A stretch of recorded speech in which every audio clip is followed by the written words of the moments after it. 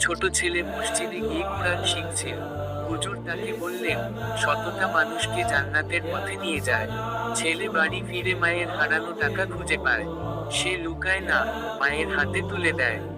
মা দোয়া করেন। সেদিন সে বুঝল, সত্য কথা বলাই বড় ইবাদত।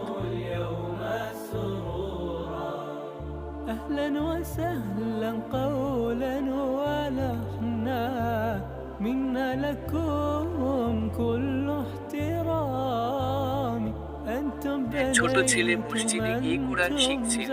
হুজুর তাকে বললেন, زرعتم সততা মানুষকে জান্নাতের পথে নিয়ে যায়। ছেলে বাড়ি ফিরে মায়ের হারানো টাকা খুঁজে পায়। সে লুকায় না, মায়ের হাতে তুলে দেয়। মা দোয়া করেন।